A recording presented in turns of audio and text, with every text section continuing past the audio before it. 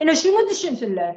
Türkmenistan'ın halkı erkek olsun, daşuzlular, erkekler. Oturup bara men erkeklik gepleyen çağınına şunu yazatları namus edin ezikler.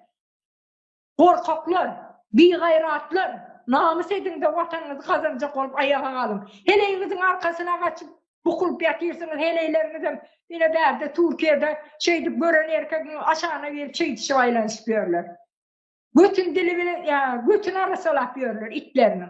Öyle şunu namus etsinler. Erkek menni o tuvalete varıp aşağına bak, men erkekliğim var eken siyergesine seyretmeli değil.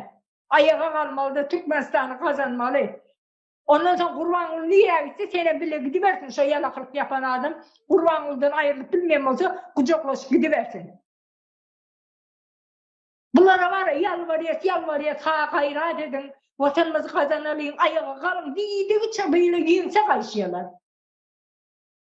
Vatan gerek olsa var ya oynarsınız ama kalmanı. Ayağa kalırsınız birbirine haber verirsiniz olmasa ayağınızı, gelininizi, kıyızınızı koyverin. Yine Türkler tayar dur, pulan veriyor.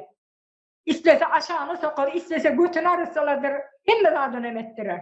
Bir gayret oldunuz. Türkmenistan'dan bir erkek çıkıp beni erkeklik geplemesin. Daha sonra erkekleri hiç geplemesin. Hiç. O aşağılardan erkeklik değil o. Siyelge Allah yönü siymek için verettir. Bula olmasa ağzından hem siyivilerdi.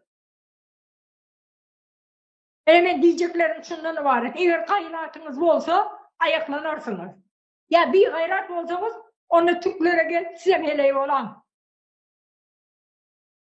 Baharım geliyor otur, ben namus ediyorum şunlara. Yine otur, cayda 2 saniye. Ben telefona gepleşip edecek bizim sesim yetemden kıyıvırıyor. Ya da askarı oturandır. Televizyonun ya da sesini katardı oturandır. Bir görsen keserler yıkıp yatandır yerde. Ne için? Şuna gepleşip etmesin, vatanını kazanmasın diye. Sonunda da senin kapını yapıp koydum, kıyıkılık edip gelip şurada oturuyorum ben. Yine erkeklerim şunu etmeli. Daha uzun halkı hem de siyasir yapırdık. Bir polisiyanı görse 3 gün özüne gelip bilmiyorlar. Sandıraklaşıp yatıyorlar. Bir gayratlar.